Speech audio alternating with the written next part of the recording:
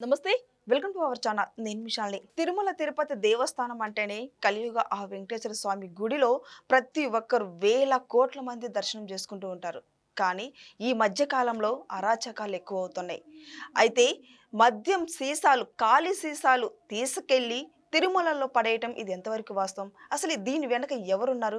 ఈ గుట్టు ఎవరు ఈ రకంగా ఇలా చేస్తున్నారు? ఇది వైసీపీ బ్యాచేనా? ఇలాంటి అంశాలను చర్చించే ముందు స్టూడియోలో ఉన్నారు పొలిటికల్ అనలిస్ట్ నోకరాజు నాయుడు గారు ఉన్నారు. వారిని విషయాలను తెలుసుకునే ప్రయత్నం చేద్దాం. నమస్కారం సార్. నమస్కారం. సార్, ఆ తిరుమల తిరుపతి దేవస్థానం అంటే కలియుగ ఆ వెంకటేశ్వర స్వామి గుడి. ఆ గుడిలో వేల కోట్ల మంది ప్రతిరోజు నిత్యం దర్శనం చేసుకుంటానే ఉంటారు. కానీ అసలు వెలవు లేదు. అంటే ఆ గుడి తిరుమలలో మాంసం కానీ ఇట్లాంటి సీసాలు, ఖాళీ సీసాలు, మద్యం తాగిగా సీసాలు పడేయటం ఇది అసలు చాలా ఆశ్చర్యకరంగా ఉంది. కానీ ఇది సోషల్ మీడియా మొత్తం ఇది రన్ అవుతుంది. ఇదే ఇప్పుడు రన్ అవుతుంది. ఎందుకంటే ఎవరు ఇది చేస్తున్నారు, ఇలాంటి కుట్రలకి ఎవరు దారి తీస్తున్నారు అనేది ప్రతి ఒక్క అంశం తెర మీదకి వస్తుంది. వాళ్ళు చేసిన అరాచకాలు ఒక్కొక్కటి వెలుగులోకి వస్తుంది. ఇది వైసీపీ బ్యాచ్ అని అంటే ఏమంటారు సార్? అసలు నిజంగా దొరికిపోయారు కదమ్మా. దొరికిపోయారు. వాళ్ళు ఎంత నీచానికి దిగజారిపోయారంటే నిజంగా పోయే కాలం దగ్గర పడింది. ఇప్పుడు వాస్తవంగా రాజకీయంగా పతనం అయిపోయారు. ఇప్పుడు మనుషులుగా పతనం అవ్వడానికి వాళ్ళే బాటలు వేసుకుంటున్నారు. నిజంగా ఎవడన్నా ఊహించగలమా అలాగా? ఒక ప్రభుత్వం మీద ఉన్నటువంటి కక్షతో ఖాళీ బాటిల్ని తీసుకెళ్ళి అక్కడ 4, అక్కడ 3 పడేసి వాళ్ళే వీడియోలు తీసి సోషల్ మీడియాలో పెట్టి తిరుపతి అపవిత్రం అయిపోయింది కూటమి ప్రభుత్వంలో. తిరుపతిలో చాలా ఘోరాలు జరుగుతున్నాయి, చాలా నేరాలు జరుగుతున్నాయి, మాంసము మందు విచ్చలవిడిగా ఏరులై పారుతుంది అని గగ్గోలు పెడుతూ గందరగోళం చేస్తూ తిరుపతి పవిత్రతకి భంగం కలిగించిన ఏ దరిద్రుడైనా సరే నాశనం అయిపోతాడు. ఇది మాత్రం చాలా అసలు కలియుగదయం ఆయనతో పెట్టుకుంటే చాలామంది కాలగర్భంలో కలిసిపోయారు. కానీ వీళ్ళకి తిరుమల దేవుడి తాలూకు మహత్యం తెలియక చేస్తున్నారా, తెలిసి చేస్తున్నారా, లేదా లేకపోతే క్రిస్టియన్స్ ఎవరైనా? వాస్తవంగా ఇది వైసీపీ పార్టీలో ఎక్కువ క్రిస్టియన్స్ ఉంటారు. వాళ్ళు హిందూ దేవుళ్ళని నమ్మరు కాబట్టి ఒకవేళ మనకేం అవ్వదులే అనే ఆలోచనలో చేస్తున్నారా? నిజంగా అంత పవిత్రమైన దేవాలయంలో మందు తీసుకెళ్ళడం, మళ్ళీ ఒక్కొక్కసారి ఆ మాంసపు తినేసినటువంటి ఆ బోన్స్ని తీసుకెళ్ళి కూడా పడిసిన సందర్భాలు ఉన్నాయి. కావాలని ప్రభుత్వానికి చెడ్డ పేరు తేవాలి, చంద్రబాబు నాయుడికి చెడ్డ పేరు తేవాలి, పవన్ కళ్యాణ్ని చెడ్డ పేరు తెచ్చి నిందించాలనే ఆలోచన చేస్తుంటే భగవంతుడు చూస్తూ ఊరుకోడు. నిజంగా ఎవడైనా ఇలాంటి దరిద్రమైన ఆలోచన చేస్తారా? అంటే వైసీపీ పార్టీ ఏం ప్లాన్ చేస్తుందంటే ఈవేళ రాష్ట్రంలో జరుగుతున్న ప్రాజెక్టులు అన్నింటి మీద కేసులు వేశారు. దేన్ని వదిలిపెట్టలే.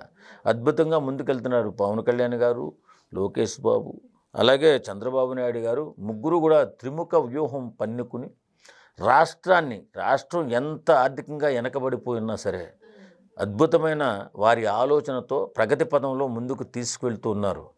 ఎక్కడ కూడా జగన్మోహన్ రెడ్డి ఇచ్చిన పథకాల కంటే ఇంకా ఎక్కువే ఇచ్చుకుంటూ, జగన్మోహన్ రెడ్డి ఏదో నేనేదో ఇచ్చేసానని చెప్పి డాంబికాలు చెప్పుకుంటున్నటువంటి 5 సంవత్సరాల ఆ కాలంలో అంతకంటే ఎక్కువ ఇచ్చుకుంటూ రాష్ట్రాన్ని ప్రగతి పదంలో ముందుకు తీసుకెళ్తున్నారు ఒక అద్భుతంగా. ఇప్పుడు కేంద్ర ప్రభుత్వం కూడా ఇక్కడ ఆంధ్ర రాష్ట్రంలో జరుగుతున్నటువంటి అభివృద్ధికి సహకరిస్తూ అబ్బురపడుతుంది. ఏంటి వీళ్ళు ఇంత అద్భుతంగా పనిచేసుకుంటూ పోతున్నారు, చాలా బాగుంది వీళ్ళ యూనిటీ అని చెప్పేసి వీళ్ళ యూనిటీని చెడగొట్టాలని కొన్ని ప్రయత్నాలు, దేవాలయాల పవిత్రతను నాశనం చేయాలని కొన్ని ప్రయత్నాలు, అలాగే ఇప్పుడు జరుగుతున్నటువంటి అభివృద్ధి కార్యక్రమాల మీద కేసులు వేస్తూ, అలాగే వారి టీవీ ఛానల్లో అవి పనికిరాని అంటే తక్కువ చేసి మాట్లాడుతూ చేస్తూ రాష్ట్రం అధోగతి పాలైపోయింది, జగన్ ప్రభుత్వమే అప్పట్లో బాగుంది అనే రీతిగా అనుకోవాలి జనం అని చెప్పి ఇలాంటి కుట్రలన్నీ పన్నుతూ ఈవేళ రాష్ట్రాన్ని నాశనం చేయాలని చూస్తున్నటువంటి ఈ దుర్మార్గులకి భగవంతుడు మాత్రం క్షమించి వదిలిపెట్టడు. ఇది నిజం. తిరుమల పవిత్రని దెబ్బతీస్తే ఎవరికి నష్టం? మన రాష్ట్రానికే నష్టం, మన సాంప్రదాయానికి నష్టం, మన సంస్కారానికి నష్టం. ఇన్ని రకాల ఫస్ట్ లడ్డులో కల్తీ చేసి అపచారం చేసింది చాలక ఈవేళ దేవుడు అంత పవిత్రమైన దేవస్థానం 7 కొండలు దాటి పైకి వెళ్ళి అక్కడ ఖాళీ బాటిళ్ళు పడేసి సోషల్ మీడియాలో సోషల్ మీడియాలో కాకుండా మొత్తం వీడియోలు తీసుకుని సోషల్ మీడియా పెట్టి ఇలాగా దుర్మార్గమైన ఆలోచన ఎవడైతే చేశాడో వాడి జీవితంలో ఎప్పుడూ కూడా పైకి రాలేడు, నాశనం అయిపోతాడు. అందులోని తిరుమల దేవునికి ఆగ్రహం, ఎవడైతే ఆగ్రహాన్ని చూస్తాడో నాశనం అయిపోతాడు. ఎంత ఘోరం అండి, అసలు ఊహించగలమా మనం? ఇలాంటివి కూడా పాత సినిమాల్లో చూసాం అప్పుడప్పుడు. రావు గోపాలరావు గారు ఏదో దేవస్థానంలో ఆక్రమించుకోవడానికి అక్కడ దెయ్యం ఉందని చెప్పి అక్కడ ఎవరు వెళ్ళొద్దని చెప్పి ఆ గుళ్ళో ఏవో కార్యక్రమాలు చేసుకుంటారు. అలాంటి సినిమాల్లో ప్లాన్లు ఎప్పుడో పాత డైరెక్టర్లు వాడేసిన ప్లాన్లు ఇప్పుడు వాడుతున్నాడు జగన్మోహన్ రెడ్డి. ఎంత అన్యాయం అది. అవును, ప్రపంచ దేశాల నుంచి వచ్చి దైవాన్ని దర్శించుకుని ఎంతో ఆనందాన్ని పొంది వెళుతుంటారు భక్తులు. ఈవేళ కలియుగ దైవం, ప్రత్యక్ష దైవం అసలు వెంకటేశ్వర స్వామితో పెట్టుకుంటే నాశనం అయిపోతారు. అలాంటిది ఎందుకు భయం లేదు వీళ్ళకి? ఇప్పుడు ఇలాంటి తప్పు కనీసం దేవస్థానంలోకి వెళ్ళేటప్పుడు చెప్పులు కూడా వేసుకోమే. మరి అలాంటిది అంత భయపడుతూ వెళ్ళి దైవ దర్శనం చేసుకుని నన్ను నా కుటుంబాన్ని చల్లగా చూడు స్వామి అని చెప్పి అందరూ కూడా ప్రాధేయపడతారు. అలాంటి దేవుడికి కళంకం తేవాలని, తక్కువ చేసి చూపించాలని చాలా విధాలుగా ప్రయత్నం చేస్తున్నారు. ఒక రాజకీయ కుట్రలో ప్రయత్నం చేస్తున్నారు తప్ప ఇది నిజంగా అది ఎవడైతే కుట్ర చేస్తున్నాడో వాడి జీవితం సంగనాగిపోవడం గ్యారంటీ. అసలు ఇంత తిరుమలలో ఎన్ని అరాచకాలు చేయటం కారణం ఏంటి సార్? ఇప్పుడు గతంలో లడ్డు గురించి కానీ, కల్తీ నెయ్యి కానీ, పరకమని చోరీ ఒకటి, ఇట్లా చెప్పుకుంటూ పోతే ఎన్నెన్నో అరాచకాలు వాళ్ళు బయటకు వస్తున్నాయి. కేవలం దేవుడి మీద నమ్మకం లేక, దేవుడి మీద భయం లేక.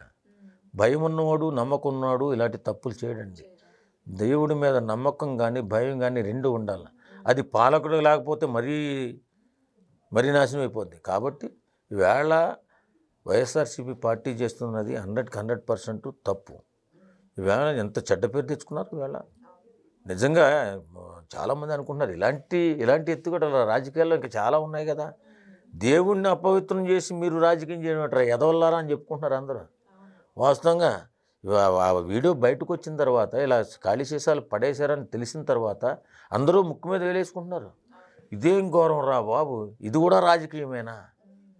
అసలు దానికి దీనికి ఏమైనా సంబంధం ఉందా? అసలు దేవుడి జోలికి ఎందుకు వెళ్తున్నారు మీరు? సంక్రాంతికి పోవడానికి అని చెప్పి చాలామంది అంటున్నారు. వైఎస్ఆర్సీపీ కార్యకర్తలు నా ఫ్రెండ్స్ చాలామంది అంటున్నారు, ఇదేంటి ఇలాంటి ఏదో పని చేయడం ఏంట్రా, ఇది కూడా రాజకీయమేనా అని. నిజంగా చాలా బాధేస్తుంది. ఖాళీ సీసాలు పెడితే తిరుపతి పవిత్రత భంగం కలిగిపోతుంది, అక్కడికి ఎవడో వెళ్ళొద్దనా? వెళ్ళకపోతే నా వెంకటేశ్వరకి ఏమైనా నష్టమా? కాదు, నిజంగా చెప్తున్నా. ఇప్పుడు నువ్వు చేసే పని, నువ్వు రాజకీయంగా ఎదగాలన్నప్పుడు చాలా ప్లాన్లు ఉన్నాయి, రాజకీయాల్లో ఎన్నో ఎత్తులు ఉన్నాయి. ఇవన్నీ వదిలేసి దేవుని పడ్డారు ఈ దరిద్రులు, నాకేమో అర్థం కావట్లే. చాలా బాధేస్తుందమ్మా. ఒక్కసారి తిరుపతికి వెళ్ళి నా జీవితం సాలింతే చాలు, నా జీవితం అంతమైపోయినా పర్లేదని చెప్పి ఇంటికి లక్షల కుటుంబాలు, కోట్ల కుటుంబాలు ఎదురు చూస్తూ ఉంటాయి. అంతటి పవిత్ర దేవాలయాన్ని అపవిత్రం చేయాలని ఈ దరిద్రులు అసలు ఎవడైనా ఆలోచిస్తాడు? అది నా జీవితంలో ఒక్కసారి తిరుపతికి వెళ్ళి చనిపోవాలన్న కోట్ల మంది అనుకుంటుంటారు. వేల మందిని చూశాను నేను. మా చిన్నప్పుడు మా నాన్నగారు కూడా అనేవారు, ఒక్కసారి తిరుపతి వెళ్ళాలిరా ఒక్కసారి. కొంతమంది చాలామందికి తిరుపతి వెళ్ళడం అంటే చాలా కష్టం.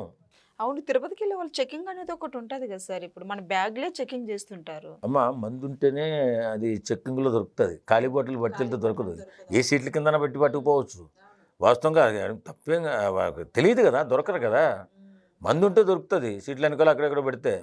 కానీ మా ఖాళీ బాటిల్ పట్టుకెళ్ళి లేకపోతే క్లీన్ చేసిన బాటిల్ పట్టుకెళ్ళి అక్కడ పడిచి చెప్తే ఈ తప్పు అని చెప్పి రుద్దాలని ప్రయత్నం చేస్తే మరి ఏంటి, ఎవడేం చేయగలుగుతాడు? ఈవేళ దొరికిపోయింది, దొంగలాగా అయిపోయింది ఈ వైఎస్ఆర్సీపీ పార్టీ. వారు మళ్ళీ ఈ దెబ్బ నుంచి కోలుకోవడానికి 1 సంవత్సరం 2 సంవత్సరాలు పడుతుంది. ఎందుకంటే ఈ తప్పు చిన్న తప్పే, వాళ్ళ దృష్టిలో చిన్న తప్పు, మన దృష్టిలో పెద్ద నేరం. కాబట్టి నీకు రాజకీయాల్లో ఎత్తులేసుకోండి, పై ఎత్తులేసుకోండి, రావడానికి ప్రయత్నం చేయండి, ప్రజాసేవ చేయండి, ప్రజా ఆమోదమైన పనులు చేయండి. ఇప్పుడు ప్రజా ఆగ్రహానికి గురైపోయారు. ఇది ఎన్ని నెలల దాకా మర్చిపోరు. అసలు ఇలాంటి ట్రిక్స్ అయితే మర్చిపోరు ఎవడు ప్రజలు. కాబట్టి జగన్మోహన్ రెడ్డి ఆలోచన మార్చుకోవాలా, దైవం పట్ల నమ్మకం. ఇప్పుడు హిందువైనా, ముస్లిమైనా, క్రైస్తవుడైనా ఎవరైనా మన దైవాన్ని మనం పూజించుకుంటూ ఎదుటివారి నమ్మకాన్ని కూడా గౌరవించవలసిన బాధ్యత మనకుంది. మనిషిగా పుట్టినందుకు, మనిషికి పుట్టుకున్నోడు ఎవడైనా కానీ ఒక దేవుణ్ణి ఒకడు నిందించుకోడు. వాడు రాక్షస పుట్టుకు పుట్టినోడు, నికృష్టుడు తప్ప నిజమైన మానవుడు ఎవడో కూడా ఒకరి దేవుని పట్ల ఒకడు తక్కువ చేసి చూడాలని కానీ అపచారం చేయాలని కానీ ప్రయత్నించడు. అపచారం చేయాలని ప్రయత్నించినోడు అలాగే అతపాతాళానికి వెళ్ళిపోయి సర్వనాశనం అయిపోతాడు. Okay sir.